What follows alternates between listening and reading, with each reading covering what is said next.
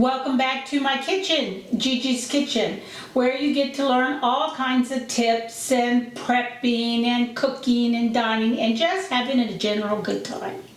We're going to make a soup today. One of our favorites, of course. I always cook our favorites, but I think you'll really enjoy this one. It is a rustic French style soup.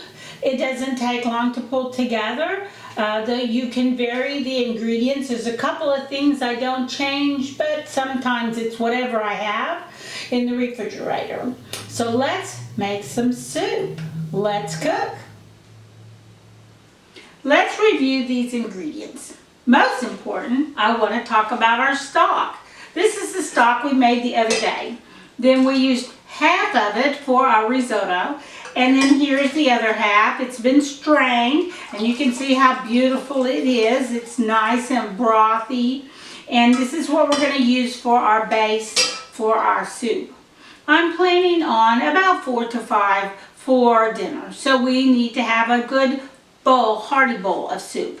And this is a hearty meal all in itself. We'll, of course, serve it up with some crusty bread. But I usually calculate at least 1 cup of stock per person. So I want a little left over, so I have 6 cups of stock. And remember, we deboned half of a rotisserie chicken to make this with. So I have my chicken meat here that's been in the fridge. It's ready to go. So this is half of a rotisserie chicken. You can also just use thighs or drumsticks. One of the other things that I will do, just to add some more chicken to the whole dish, I have some chicken drumsticks here that you can see. I've already dredged a little bit of flour. I'm going to brown them off in my stew pot, therefore giving me some good chicken fond on the bottom of my stew pot. And then I'll take these out, put them in another pan, and I will continue to cook them so they're nice and crispy at the end, and then we will dunk them in our stew. So there's our chicken. The other ingredients that goes in this stew is our golden potatoes, which we will dice into large cubes. I've got a little bit of celery here and some carrots that I rescued from our stock. And so it's sliced up and ready to add back in.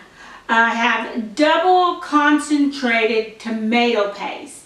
This is 2 tablespoons. It usually comes in a long tube. You can find it with the tomato paste. If you just have regular tomato paste, then I would put 4 tablespoons to the 6 cups of stock.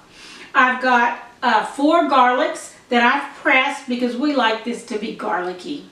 And then, for the most unique part of this, is some olives. And I will have to show you the label for these olives because I can't pronounce them. Let's see, I think it's something Italian, Castelvetrano olives. Anyway, and I'm not endorsed by this brand, but this is one of my favorite olives that I use to cook with a lot. And they're not salty. They're just a really nice, mellow flavored olive, but they do have some brininess to them. These can be expensive, so look around, shop around, see what you can find. Now, I will tell you that if you can find the large capers, you can always use the large capers in place of the olives. But I do like the olives, and I do like these olives, so I keep a jar. They are expensive, I will say that. But they are good, and I do use them, and we do eat them. So you can put olives, regular green olives if you want. You can put capers or mix half and half if you want. And this is just a good couple of tablespoons of the olives, and I just took them and sliced them up. But they do add a nice briny taste to the soup. So this is our seasoning. So it is a little unique. This is our herbes de Provence. And you can see it, and I got about a tablespoon, a good tablespoon of herbes de Provence in here. And then a teaspoon of turmeric in here as well. Also on my herbes of Provence, It comes in the jar like this. It says Herbs de Provence. You'll see them in the store. I get these, and people give them to me for gifts. I think I got that for Christmas last year. But I do read the ingredients on these to make sure. One of the most important ingredients that makes this so wonderful is lavender. So make sure that when you get your Herbs de Provence, it contains lavender, because that's what makes it taste so good. We made, I think, I don't know when, maybe a month or two back, we made herby rice to go with our poached salmon, and we put fresh herbs in it and Herbs de Provence, and oh, it makes a beautiful herby rice. You might check that video out. But anyway, this has lavender in it. That's what makes it so unique and so wonderful. And we love it. We do use it a lot. And then at the last, I am going to add in some spinach. You can put kale, you can put fresh spinach, which usually I do, but I didn't have any. So in a pinch, I'm going to just add a bit of frozen. I've allowed it to thaw, so it is thawed. I don't like to put frozen vegetables in my soup because then they defrost into my stock. So this is there. I'm going to add a bit of spinach at the end, and then it'll be ready. All together, this takes, once you have already your stock ready to go, everything's prepped. I'm going to fry up the chicken a bit. I'm going to dice up my potatoes, put it in the skillet. So we're going to look at maybe altogether 40 minutes at the most. Mostly it's when the potatoes are done that it's done. We don't want them mushy. We want them to be able to stay together in the little cubes that we make for them. So I'm going to dice these up and get them ready for the pot. So all I'm going to do is cut it in half this way. I'm leaving the skins on. They've been washed and scrubbed.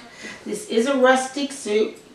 And I'm just going to go through and dice them like this. And if I see any bad spots like that, I'm just going to cut it off. So there we go. I don't want them to turn brown. I'm just going to drop them in my stock as I go.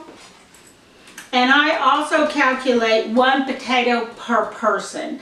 So I've got 4 to 5 people here, so, and I have, so I'm going to cut up 5 potatoes. Like I said, this is a very hearty soup. So there's, keep on going. And you don't have to watch me do all this.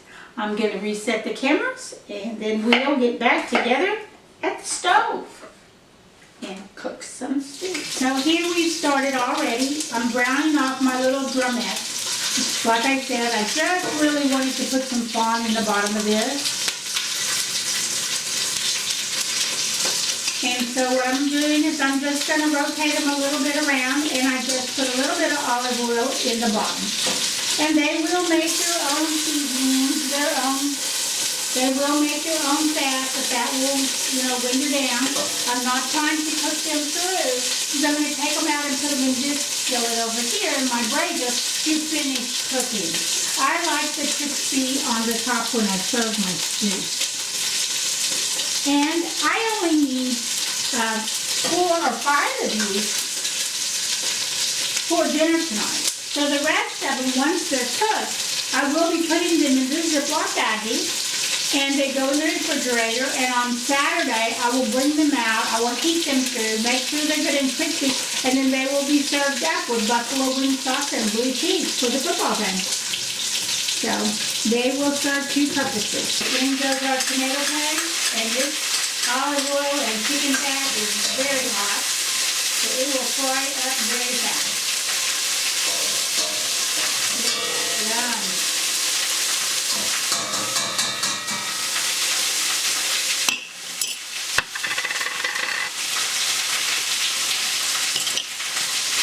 Olive, our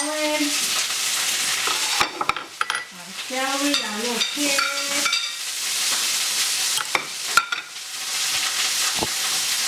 Here's our chicken meat.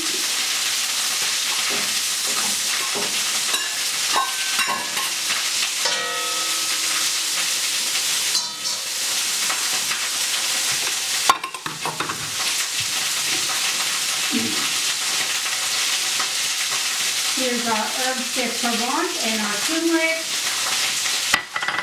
We're going to stir all this up.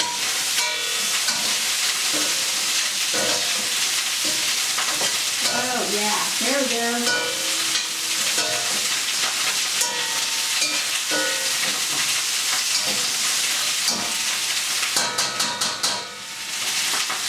Gonna add our potatoes and our stock.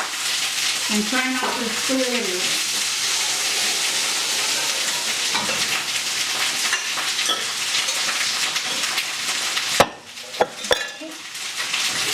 Gonna stir this. Look at that beautiful fall colors right there.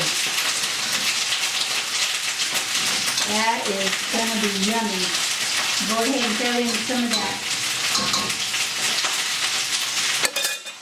spinach. This is just a little chopped spinach for some greenery. Don't need much. Like I said, you can put fresh spinach, which is really yummy, kale, any of the greens you like, but look how pretty that makes it. Now what we need to do, bring that to a little bit of a boil, wait for the potatoes to get done. We're going to salt and pepper it a little bit, and it'll be ready.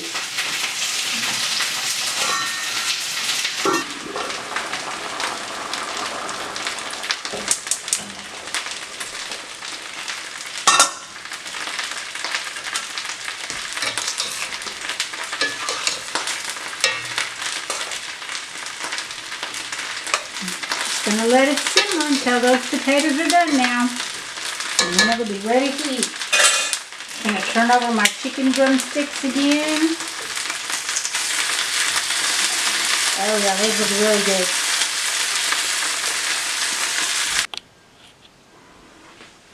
Gonna add a big old piece of chicken on the top. Right there with the big piece of crusty bread. How could you go wrong with that? Yum, yum.